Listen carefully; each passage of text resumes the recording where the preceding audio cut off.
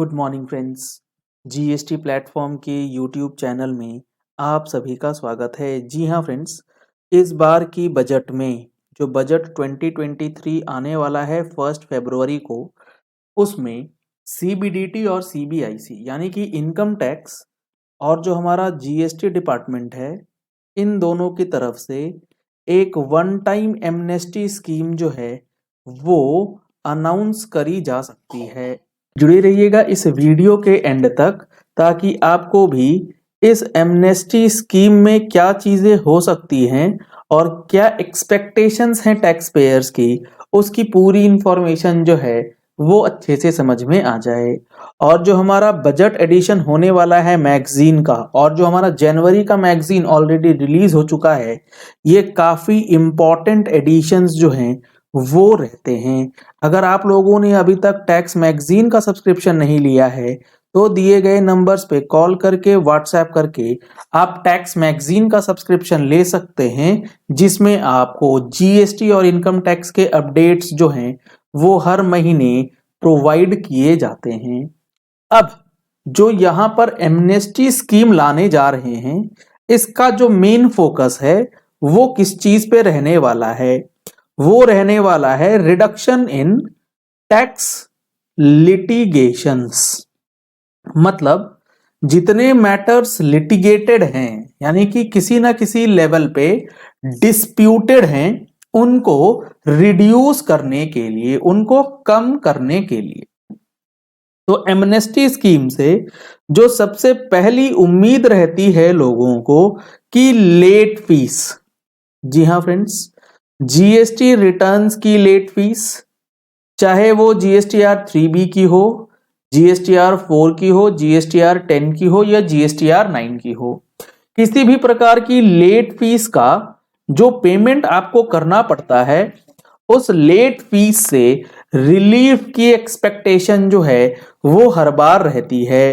तो इस बार भी लेट फीस रिलैक्सेशन का जो एमनेस्टी स्कीम से रिलेटेड एक्सपेक्टेशन है वो लगा हुआ है। लेकिन आपको एक चीज ये समझनी होगी कि जीएसटी के अंदर जो हमारा पार्लियामेंट का सेशंस होता है और बजट अनाउंसमेंट्स होते हैं, उसमें अगर गवर्नमेंट को लेट फीस का रिलैक्सेशन देना है तो वहां सेक्शन 47 के अंदर अमेंडमेंट करने की रिक्वायरमेंट है, जो कि काफी ज्यादा मुश्किल लगता है अभी के सिचुएशन में। बजट से आपको लेट फीस से रिलेटेड रिलैक्सेशंस जो हैं, मेरे हिसाब से बहुत कम चांसेस हैं कि आपको यहां पर इसका रिलैक्सेशन मिलेगा। तो किस चीज का रिलैक्सेशन मिलेगा? रिलैक्सेशन आपको मिलेगा, लेट सपोज आपका कोई मैटर 17-18 या 18-19 या किसी भी साल का मान लेते हैं, जिस साल का ये लोग डिसाइड करेंगे या जिस ईयर के लिए चीजें आएंगी एमनेस्टी के अंदर, मान लेते हैं 17-18, 18-19, 19-20 के लिए आ जाती है। तो इसमें क्या चीज आपको ध्यान में रखनी है? इस 3 साल के लिए अगर आपका कोई मैटर पेंडिंग है, कहां पर? अपीलेट स्टेटस में चला गया है। अपीलेट स्टेटस में मतलब आपने सो कॉज नोटिस रिसीव किया, सो कॉज नोटिस रिसीव करने के बाद आपने रिप्लाई दिया, ऑफिसर ने उस रिप्लाई को रिजेक्ट करते हुए डीआरसी 07 का इशुएंस जो है कर दिया है। डीआरसी 07 मींस ऑर्डर आपके अगेंस्ट आ गया। अब इस ऑर्डर के अगेंस्ट या तो आप अपील में गए होंगे, या आपने कोई एक्शन नहीं लिया होगा, या आपने इसका जो अमाउंट है वो पे कर दिया होगा। अगर तो आपने इस पर्टिकुलर डीआरसी 07 में दिए गए अमाउंट का पेमेंट कर दिया, तब तो कुछ नहीं हो सकता। आपने कोई एक्शन नहीं लिया, तब एमनेस्टी आने के बाद भी आपको कोई बेनिफिट नहीं होगा। लेकिन अगर आप अपील स्टेज में हैं तो आपको एमनेस्टी का बेनिफिट मिल सकता है, और उसमें आपको कहा जा सकता है कि आप 10%, 15%, 25% ऑफ टोटल डिमांड अमाउंट जो है वो पे कर दीजिए और आपका मैटर जो है वो एंड हो जाएगा, यानी कि कंक्लूड मान लिया जाएगा। क्योंकि जो हमारे पास पुराने एक्सपीरियंसेस हैं एमनेस्टी स्कीम को लेकर के, वो इसी और इशारा भी कर रहे हैं कि आपका जो एडजुडिकेटेड मैटर्स हैं, अगर वो डिस्प्यूट के किसी भी लेवल में पड़ा है तो आपको एमनेस्टी का बेनिफिट जो है वो जरूर मिलता है। तो यहां पर जो बेनिफिट है एमनेस्टी स्कीम का, वो बेसिकली इस तरीके के लिटिगेशन से रिलेटेड जो मैटर्स होते हैं उसको लेकर के किया जाएगा। जैसा इस बार जो आया है एक सर्कुलर नंबर 183, अगर आपने हमारी जनवरी महीने की मैगजीन को पढ़ा हो तो इसमें भी हमने आपको बताया था कि जीएसटीआर 3B और 2A के अंदर जो आईटीसी मिसमैचेस थे उसको लेकर के गवर्नमेंट ने सर्कुलर इशू किया है, जिसमें यह बताया गया है कि अगर आपका मैटर अपीलेट प्रोसीडिंग्स में पेंडिंग है तो आपको इस सर्कुलर का बेनिफिट मिल जाएगा, और अगर आपका मैटर एडजुडिकेशन लेवल पे है तो भी आपको इसका बेनिफिट मिल जाएगा। लेकिन एडजुडिकेशन और अपीलेट के बीच में अगर आपका मैटर है, यानी कि ऑर्डर आ चुका है लेकिन आपने कोई एक्शन नहीं लिया, तो आपको इस सर्कुलर का बेनिफिट जो है वो नहीं मिल पाएगा।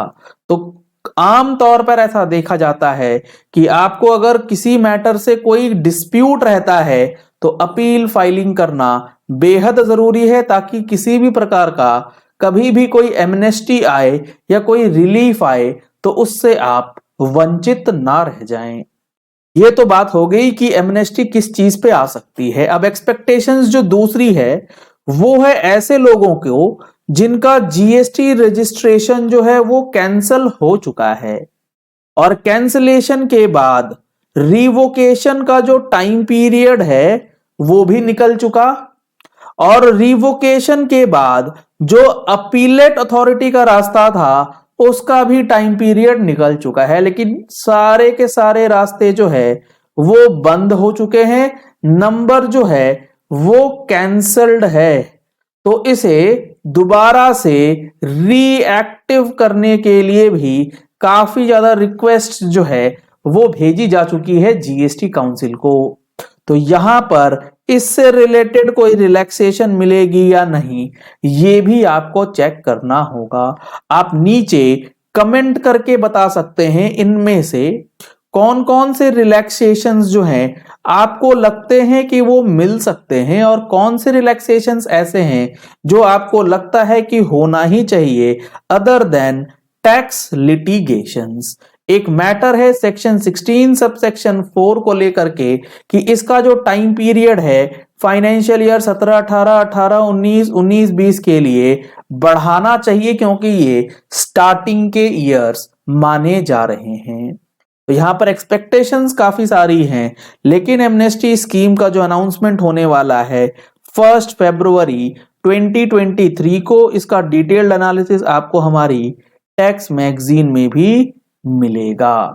तो चलिए इस वीडियो को यही एंड करते हैं। आशा करते हैं आपको ये पॉइंट अब क्लियर हो गया होगा कि जीएसटी और इनकम टैक्स में जो ये एमनेस्टी स्कीम आने वाली है इसका बेनिफिट आप किस तरीके से ले सकते हैं और किन लोगों को इसका बेनिफिट जो है वो मिलने वाला है। अगर आपने हमारे चैनल पे फर्स्ट टाइम ट्यून इन किया है तो चैनल को सब्सक्राइब करने के लिए नीचे दिया गया रेड कलर का सब्सक्राइब बटन प्रेस कर लीजिए, साथ में जो बेल आइकन है उसे प्रेस कर लीजिएगा ताकि वीडियोस की नोटिफिकेशंस आप तक रेगुलरली पहुंचती रहें। Thank you and have a nice day.